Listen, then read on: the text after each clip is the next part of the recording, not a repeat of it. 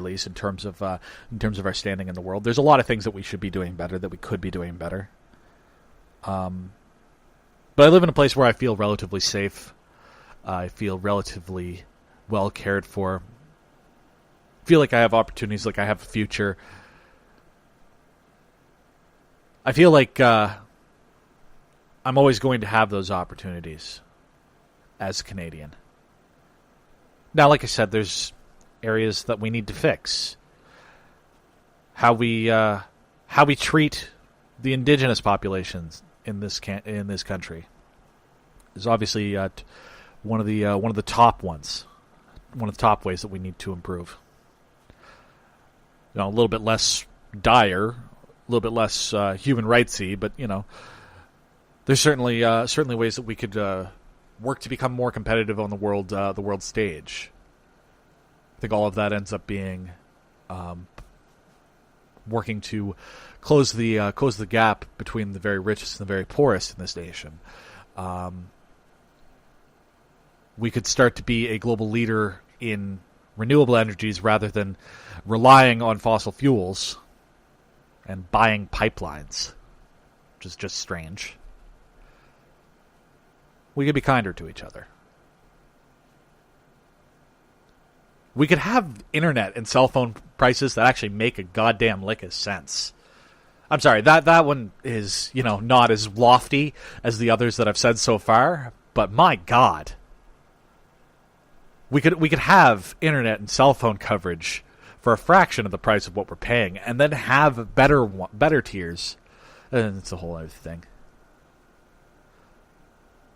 National pride scares me. It honestly does, because when you get into being proud of something that you had no actual say in, that I have a problem with that, because when you get into that, you get Charlottesville. Right? When you get into that, you get people marching. They used to march with white hoods, but now they march with tiki torches and get upset when they get fucking outed to their bosses as being a racist, but that's besides the point. Be happy of where you're from. But don't be proud of it. And as we look to this new world with Donald Trump, shaking hands with Putin and Kim, while calling Canada a security risk, and putting import duties and taxes on all Canadian goods. Don't buy Canadian because you think that you want to screw the Americans or whatever. Just buy whatever's the best value for you. And if your values include buying local, by all means, that's awesome. But don't be buying Canadian just for Canadian's sake. I don't know, man. Like it's one of those things where I struggle with. Like I'm going to celebrate Canada Day, and I always do, but it's within the back of my mind that I'm here on land that doesn't belong to me. And I'm participating in a national pride thing that I don't necessarily jive with. Like I said, I'm happy to be Canadian. I'm not going anywhere. You know what I mean? I'll live in Canada for the rest of my days. It'd be nice to live maybe over in Australia for a little bit, or down south somewhere where it's warm for a little bit, or maybe spend a year in England. But ultimately, this will always be home. But that's not something I take pride in. It's a decision that I'm making because I'm happy here. I don't know. Just food for thought.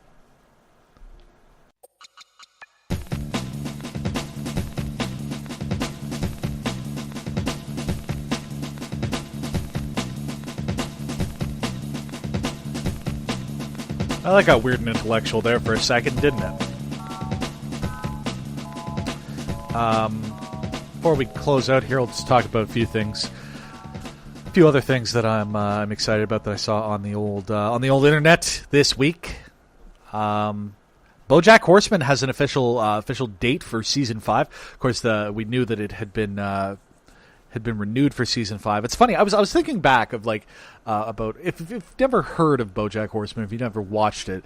Basically, sort of the conceit of it is it's a world where there are like anthropomorphic animals as well as humans, and the star of the show, BoJack Horseman, voiced by Will Arnett, is a 90s sitcom star, kind of think Bob Saget. He was sort of, America's dad, and then has kind of just gradually sort of gone into this depraved thing. Now, Saget seems to be relatively okay, in terms of a person. It's kind of like, I guess he's Bob Saget meets Charlie Sheen from a couple of years ago when he was thick into the Tiger Blood nonsense.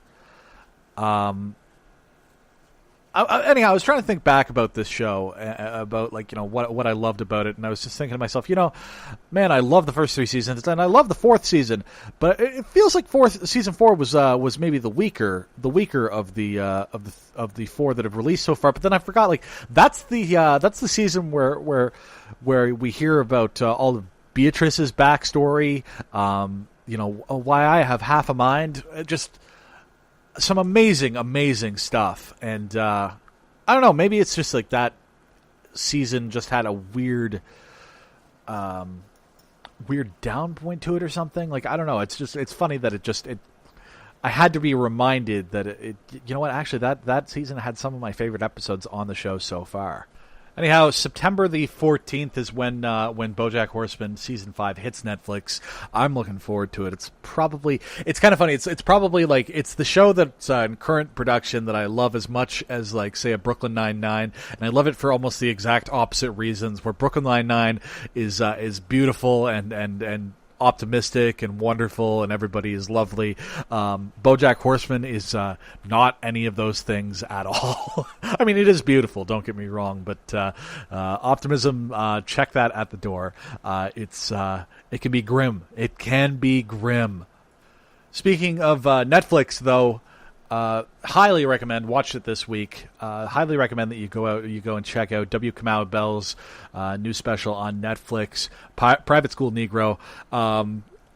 It is funny, it's candid, it is smart, it contains a sing-along of a Don McLean song. It's got pretty much everything. Pretty much everything you could hope for from a stand-up special. So I would highly recommend that you check that one out when you get the chance. And just the last little piece of good news that I wanted to sort of point out on the show, in a rare bit of good news in terms of the environment, in particular coral, UN agency says that the Belize Barrier Reef, which is the second largest barrier reef in the world, is no longer in danger. So nearly 1,400 species, including endangered manatees, hawksbill turtles, live in the region, and the reef system, 190-mile long stretch of coral that includes the Great Blue Hole, has been removed from UNESCO's list of imperiled sites after a widespread campaign to protect the reef. So says the UN agency this past Tuesday. It's been a World Heritage Site since 1996, and basically half of Belize's population are dependent on the reef for their livelihood. Environmental groups worked with the government, and after years of campaigning, officials have issued an indefinite moratorium on all oil exploration and drilling in the nation's waters. As a result, it's no longer in peril. So that's some hopeful news. Maybe we could just start working on other parts of the planet,